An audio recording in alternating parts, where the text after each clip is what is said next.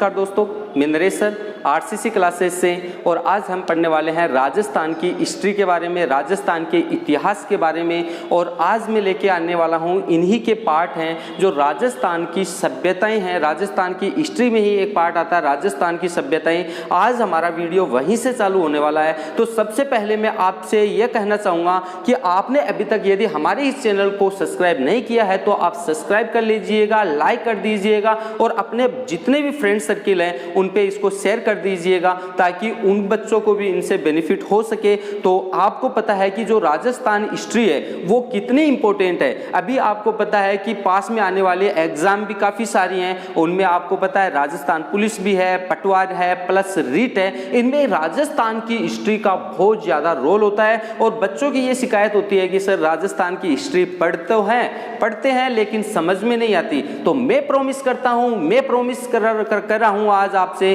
कि आपको आने वाले दिनों में राजस्थान की हिस्ट्री दोबारा नहीं पढ़नी पड़ेगी, क्योंकि मैं राजस्थान की हिस्ट्री पढ़ाने वाला हूं आपको केवल किसके माध्यम से, स्टोरी के माध्यम से, ताकि आपको दोबारा हिस्ट्री नहीं पढ़नी पड़े। तो सबसे पहले हम एक बात चालू करने वाले हैं कि राजस्थान की जो सभ्यताएं हैं उनके बारे में बात करने वाले हैं। तो सबसे पहले हमारा टॉपिक रहेगा राजस्थान की सभ्यताएं। जो राजस्थान की सभ्यताएं हैं उनके बारे में हम बात करने वाले हैं और पूरा डीपली से बात करने वाले हैं। इनसे बाहर आपको एक क्वेश्चन भी देखने को नहीं मिलेगा। लेकिन याद रहे आप पूरा वीडियो को देखिएगा। ये बीच बीच में आप स्टॉप कर देते हो फिर वापस चालू कर देते हो तो ऐसे याद नहीं होगा। ये जो वीडियो है आप रेगुलर देखिएगा तब जाके आपको इसका बेनिफिट मिलेगा। तो सबसे पहले हम बात करने वाले हैं राजस्थान की जो सभ्यताएं हैं उनके बारे में। और राजस्थान में काफ़ी सारी सभ्यताएं हैं, उनमें हम लेंगे सबसे पहले बात करने वाला हूं कालीबंगा सभ्यता के बारे में। तो पहले नंबर पे बात करने वाले हैं कालीबंगा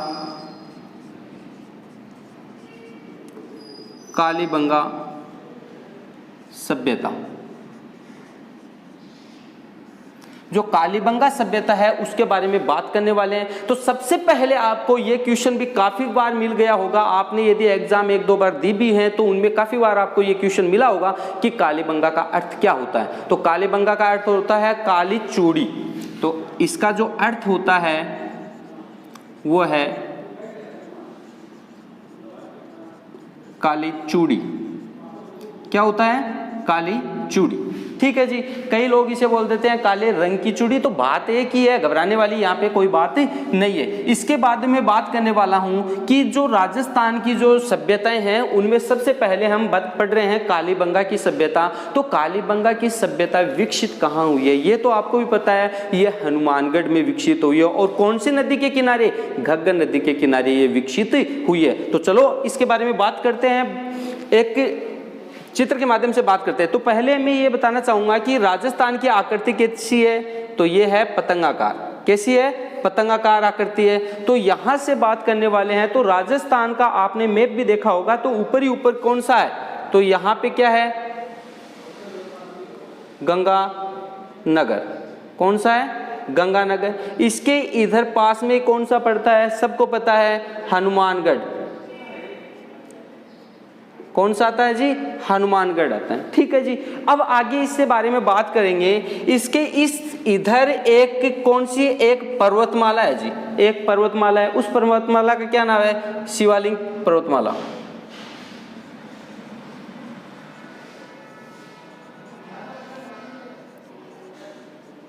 शिवालिक पर्वतमाला।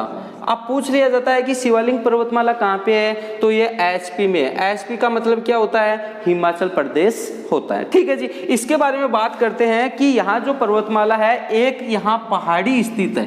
क्या है? एक पहाड़ी है। इस पहाड़ी का क्या नाम है जी? इसका नाम है कालंका की पहाड़ी। कालंका की पहाड़ी। अब देखो इसको मैं यहाँ से जोड़ दूंगा, इसको आप देखना। अब जो ये पहाड़ी है, कालंका की पहाड़ी है, यहाँ से क्या निकलती है? एक नदी निकलती है।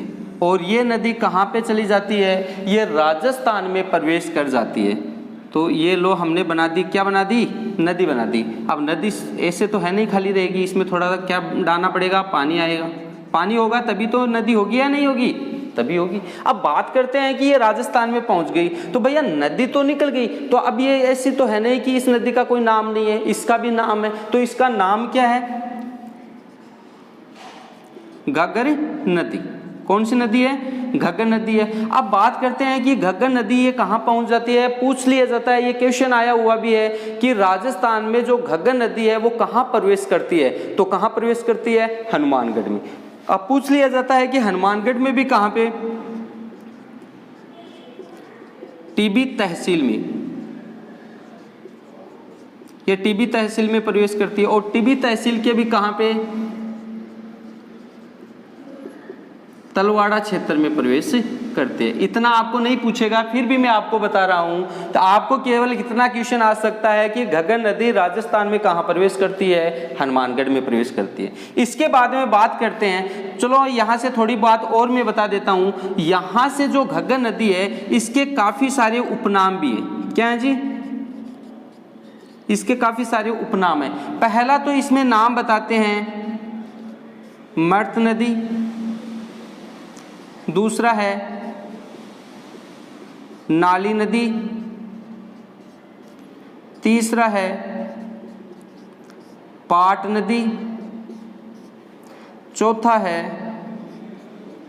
नट नदी, पांचवा है प्राचीन सरस्वती नदी। तो इस प्रकार से इसके कितने नाम हैं जी?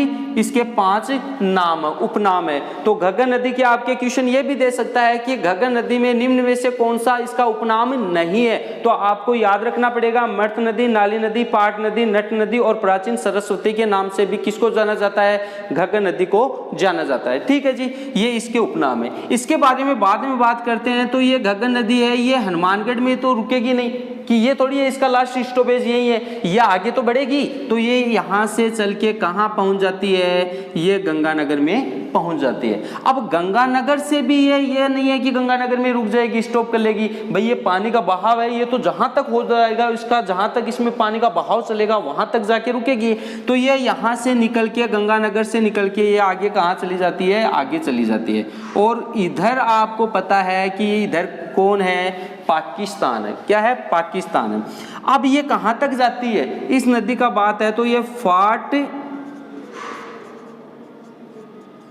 अब्बास तक ये जाती है। कहां तक जाती है? फाट अब्बास तक। और ये कहां पड़ता है? ये पाकिस्तान में आता है जी। अब देखो इसने हमने खाली छोड़ दिया, इसमें पानी तो आने ही देना। पानी के बिना कोई नदी थोड़ी होती है, मजा ही नहीं आता। अब देखो ये कहां पे है? पाकिस्तान में, फोर्ट अब्बास। अब देखना आप यहां से कि एक देखो यहां से ये जो घग्गर नदी है इसको एक नाम से और भी जाना जाता है। काफी बार क्वेश्चन आया हुआ है, तो मैं आपको इसके बारे में बता देता हूं। ये पाकिस्तान है, पाकिस्तान में एक प्रांत आता है, एक प्रांत है, उसका क्या नाम है? पंजाब। अब देखो ये आप बोलोगे सर पंजाब तो हमारे इंडिया में भी है। अरे इंडिया में भी है, कहां पे भी है? पाकिस्तान में भी है, दोनों जगह पंजाब है। तो पंजाब में एक जगह आती है, देखो पंजाब में एक जगह आती है जहां इसको क्या बोला जाता है? हकरा नदी। कौन सी नदी? हकरा नदी। अब देखो ये हकरा नदी को पूछ लिया जाता है कि देखो क्वेश्चन इस टाइप से आता है कि जो घग्गर नदी भारत में बह के कहाँ चली जाती है? पाकिस्तान में पहुंच जाती है। तो पाकिस्तान में घग्गर नदी को किस नाम से जाना जाता है? तो वो किस नाम से जाना जाता है? हकरा नदी के नाम से जाना जाता है। इंपॉर्टेंट बात है। अब देखो यहां से हम बात करने वाले हैं आगे, यहां से और बात करेंगे। तो ये जो हनुमानगढ़ है यहां से बात करेंगे। हनुमानगढ़ में क्या हुई है? विकसित हुई है। क्या हुई है विकसित?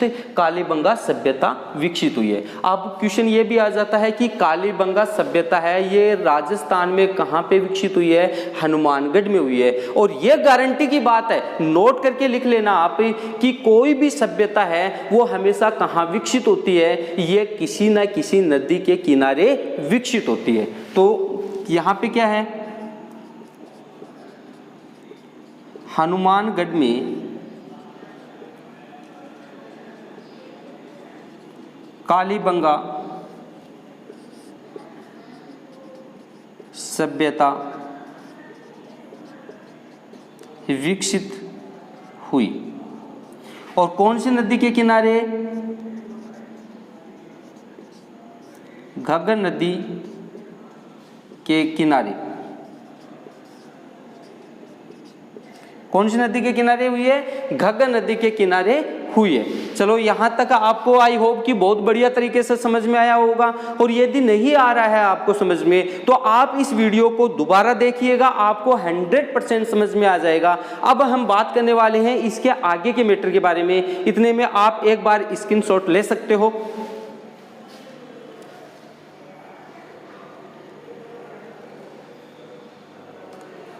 ठीक है, ले लिया होगा आपने स्क्रीनशॉट, गुड।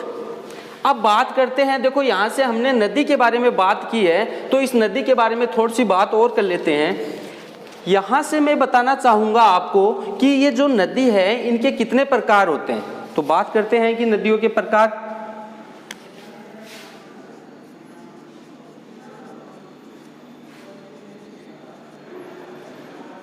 नदियों के कितने प्रकार होते हैं भाई, बताइएगा आपको यदि पता है तो नदी के कितने प्रकार होते हैं? 3 प्रकार से हम इसको पढ़ेंगे। पहली तो कौन सी?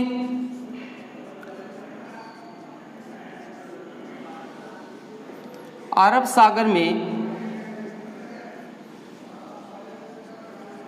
गिरने वाली नदियां, ठीक है जी। दूसरी होती है अंतः प्रवाह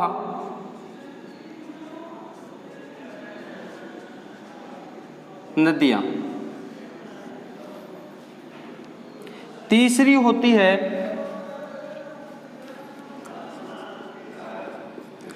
बंगाल की खाड़ी में गिरने वाली नदियां।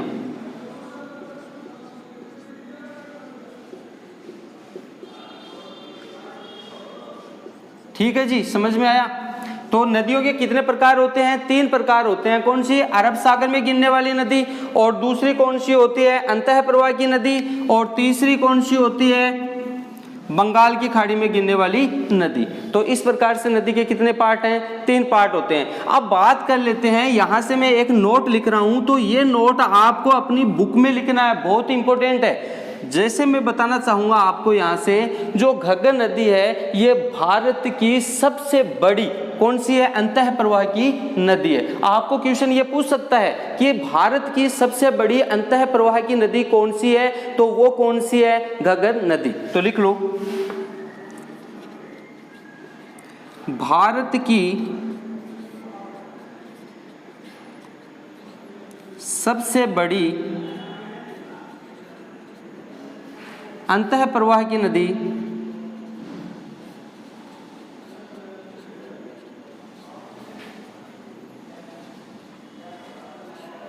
घग्गर नदी है। ठीक है जी, इंपॉर्टेंट है। तो अब देखो यहाँ से आपको पता चल गया है कि नदियों के प्रकार कितने हैं? 3 होते हैं। अरब सागर में गिरने वाली नदी, बंगाल की खाड़ी में गिरने वाली नदी, और अंतः प्रवाह की नदी। यहाँ से मैंने एक नोट लगाया है, वो आपको याद रखिएगा आप, कि भारत की सबसे बड़ी जो अंतः प्रवाह की नदी है वो कौन सी है? घग्गर नदी है। तो आई होप कि ये आपको समझ में आया होगा। चलो इसका एक बार स्क्रीनशॉट लेना चाहते हो तो आप ले सकते हो।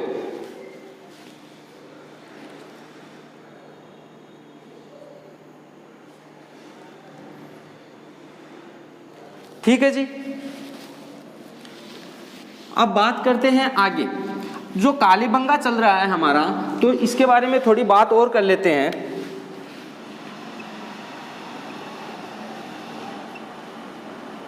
कालीबंगा सभ्यता, जो कालीबंगा सभ्यता है इसके बारे में बात करते हैं, तो इसकी सबसे पहले बात कर लेते हैं कि खोज। इसकी खोज कब हुई? इसकी खोज हुई 1952 में हुई। कब हुई? 1952 में हुई। और किसने की इसकी खोज?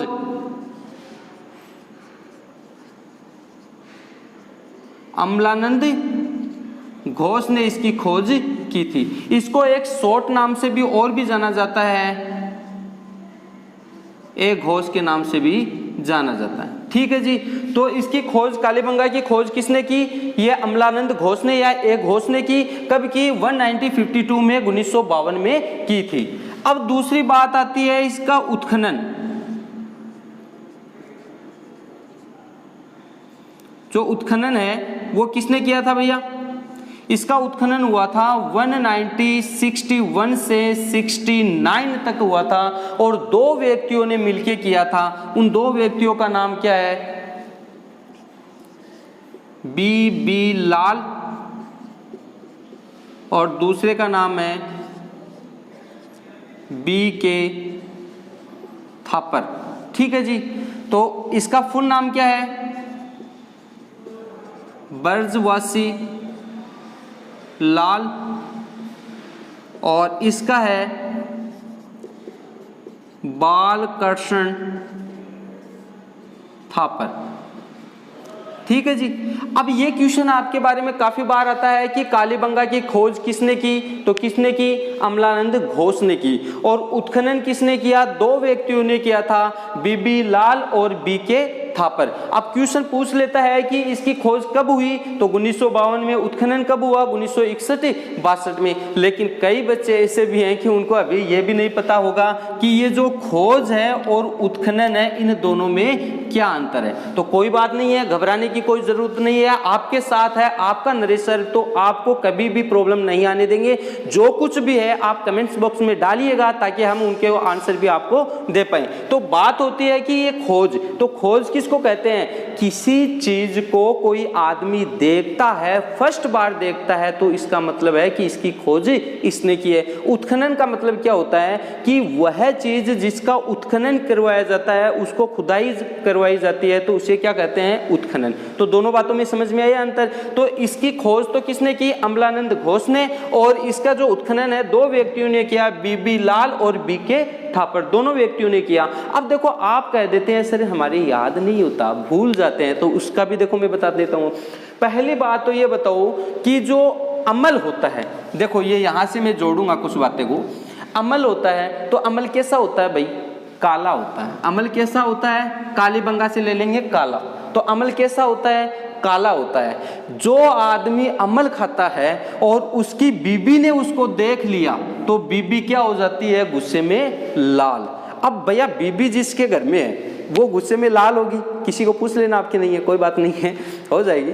अब देखो जिसके घर में यदि आप अमल खाओगे तो अमल खाने पे भैया आप घर में तो ये जाओगे तो आपको पता है कि क्या होने वाला है। अमल खाने से क्या होता है कि वो मतलब नशा हो जाता है और उसके जो चलता है तो चलना भी नहीं जाएगा, उससे मतलब पाँव लड़खड़ाने लग जाते हैं। तो पता किसको चलेगा भैया? घर में बीबी को पता चलेगा और बीबी क्या हो जाती है? लाल हो जाती है। अब बीबी लाल हो जाती है तो वो क्या करती है? थप्पड़ मारती है जोर से, तो अमल क्या हो जाता है? डाउन। ओके, तो समझ में आया क्या? तो अमल कैसा होता है? काला होता है। तो कालीबंगा की खोज किसने की? अमलानंद घोष ने। अब अमल खाएगा व्यक्ति तो क्या हो जाएगी? बीबी गुस्से में लाल। अब बीबी गुस्से में लाल हो जाएगी तो वो क्या करेगी? थप्पड़ मारेगी। मारेगी या नहीं मारेगी? अरे नहीं मारती, कोई नहीं मारती, आपको बस याद करवाने का तरीका है, कुछ नहीं है आगे ऐसा। तो आप इसका स्क्रीनशॉट ले सकते हो, आगे हम बात करने वाले हैं।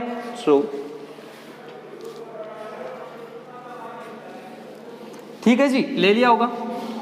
अब बात करते हैं, छोटी सी बात और करते हैं इसके बारे में, तो वो है कि जो कालीबंगा है, जो ये कालीबंगा है वो कैसी है भैया? तो कैसी है? कैसी का मतलब है कि वो कैसी है, इसके बारे में बताते हैं। पहली बात तो ये नगरीय सभ्यता है, नगरीय कैसी सभ्यता है? नगरीय सभ्यता है। दूसरी बात करते हैं तो यह आदि ऐतिहासिक सभ्यता है,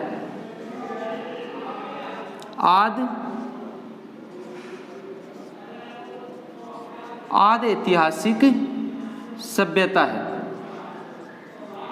मतलब क्या हुआ? आदि ऐतिहासिक का मतलब नहीं समझे होंगे आप, यानी कहने का मतलब ये है, आदि ऐतिहासिक का मतलब ये होता है यदि आप क्या करते हो, कोई खुदाई करते हो तो वहां साक्ष्य तो मिलते हैं लेकिन आज तक उसको पढ़ा नहीं जा सका। यानी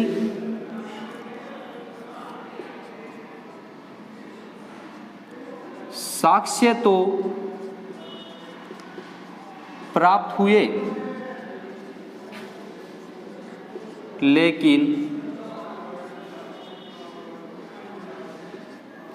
उनको अभी तक पढ़ा नहीं जा सका।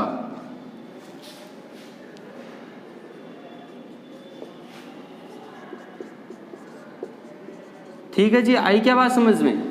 तो उनको अभी तक क्या नहीं किया जा सका, पढ़ा नहीं जा सका। तो आपको पता चल गया ना कि कालीबंगा कैसी है। तो कालीबंगा पहली बात तो नगरीय सभ्यता, ये ग्रामीण सभ्यता नहीं है। कौन सी है? नगरीय सभ्यता। दूसरी बात क्या आती है कि आद ऐतिहासिक। आद ऐतिहासिक का मतलब है इसकी खुदाई की थी, तो खुदाई के समय जो साक्ष्य तो मिले हैं लेकिन उनको अभी तक भी क्या नहीं हुआ, उनको पढ़ा नहीं जा सका। ठीक है जी, आप नोट डाउन कर सकते हो और स्क्रीनशॉट भी ले सकते हो।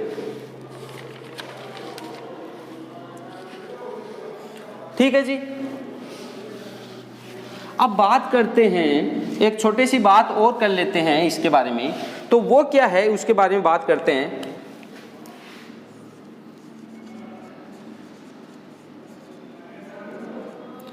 कालीबंगा के उपनाम। जिस प्रकार से हमने घग्गर नदी के उपनाम पढ़े हैं उस प्रकार से कालीबंगा के भी अन्य नामों से जाना जाता होगा। तो सबसे पहले हम बात कर लेते हैं इसमें दीनहीन बस्ती। किसके नाम से जाना जाता है? दीनहीन बस्ती के नाम से जाना जाता है। दूसरा जाना जाता है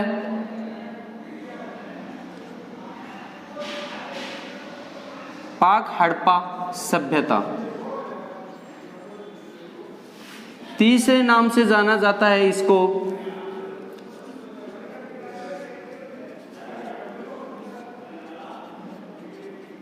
सिंधु घाटी की तीसरी राजधानी। तीसरी राजधानी। अब जो इसको सिंधु घाटी की तीसरी राजधानी भी के नाम से भी जाना जाता है, और यह बात किसने कही थी? यह बात कही थी दशरथ शर्मा ने। किसने कही जी? दशरथ शर्मा ने यह बात कही थी। तो इस प्रकार कालीबंगा के कितने नाम है भैया? 3 नाम है। दीनहीन बस्ती, पाक हड़प्पा सभ्यता और सिंधु घाटी की तीसरी राजधानी। ये किसने कहा? दशरथ शर्मा ने कहा। नोट डाउन करो, स्क्रीनशॉट भी ले सकते हो आप।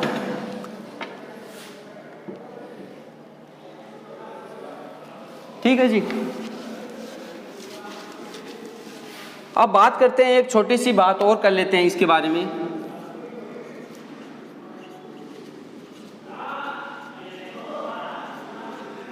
जो अन्य महत्वपूर्ण बात है उसके बारे में बात कर लेते हैं।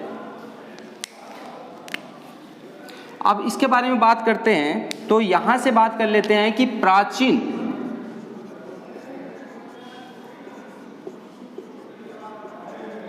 प्राचीन सरस्वती की खोज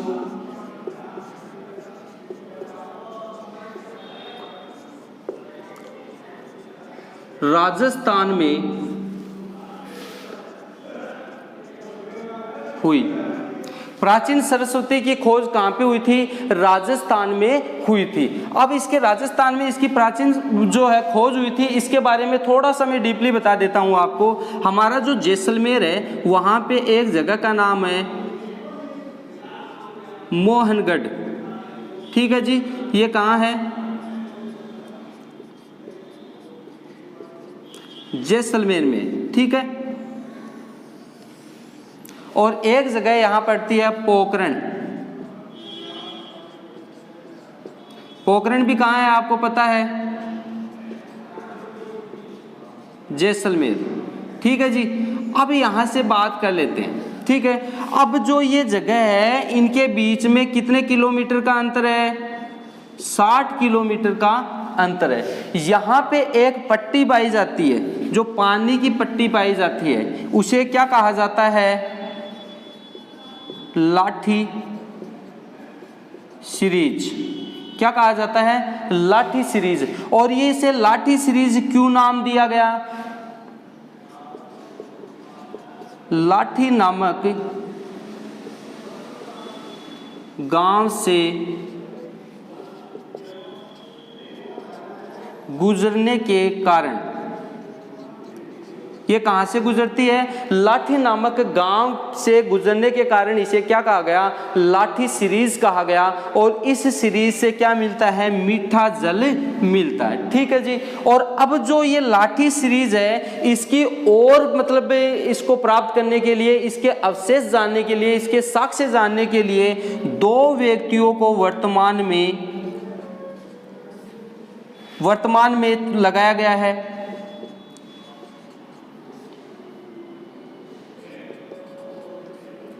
उन दो व्यक्तियों के क्या नाम है? श्री राम बोवड़े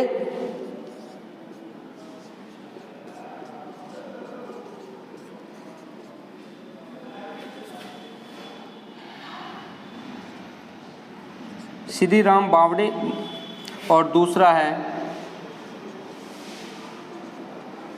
हनुमंता राय। ठीक है। इन दो व्यक्तियों को अभी वर्तमान में जो लाठी सीरीज है उनके साक्ष्य प्राप्त करने के लिए भी और लगाया गया है। ठीक है जी। अब बात कर लेते हैं यहाँ पे क्या होता है, एक जो नलकूप लगा हुआ है वो क्या है? जैसे देखो बना देते हैं, थोड़ा सा नलकूप भी बना देते हैं। ये नलकूप है, इसका क्या नाम है? चांदल नलकूप। ये जो चांदल नलकूप है इससे मीठा पानी आता है, क्योंकि इसकी जो ये पाइप कहाँ तक है? इस लाठी सीरीज से ये जुड़ रखा है, इसलिए चांदल नलकूप इसे बोला जाता है। और इसे और किस नाम से कहा जाता है? थार का घड़ा। क्या कहा जाता है? थार का घड़ा के नाम से भी इसे जाना जाता है। और ये कहाँ पे स्थित है?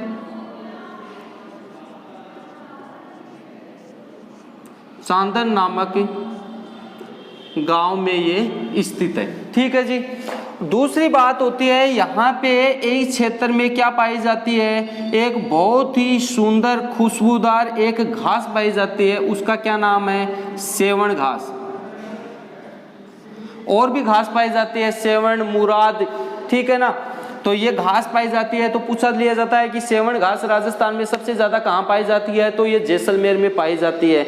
मुराद घास है, ये भी कहाँ पे पाई जाती है? जैसलमेर में ही ज्यादा पाई जाती है। तो इनका भी काफी सारा यूज होता है। इस प्रकार से आज हमने ये चीज देखी है और आगे हम इसके बारे में आगे पढ़ने वाले हैं। तो आगे का जो हमारा चैप्टर रहेगा, जो कालीबंगा, ये पूरा नहीं हुआ, ये फर्स्ट चैप्टर था। अब कालीबंगा के जो नेक्स्ट जो क्लास आएगी वो आएगी जो कालीबंगा के जो साक्ष्य हैं, वो क्या क्या हमें कालीबंगा से मिला है, इसके बारे में हम आपसे कल चर्चा करने वाले हैं। तो आप इस वीडियो को जितना हो सके उतना शेयर कर दीजिएगा, ताकि और भी बच्चों को इससे लाभ मिल सके। और आप हो सकता है जितना इस बच्चे जो नए बच्चे इस चैनल पे जुड़े हैं वो सब्सक्राइब कर दीजिएगा, और जितने भी बच्चे अभी देख रहे हैं इस वीडियो को लाइक कर दीजिएगा, ताकि हमें भी कुछ बेनिफिट मिले और हमारी वजह से आपको मिले। ठीक है जी। Thank you very much.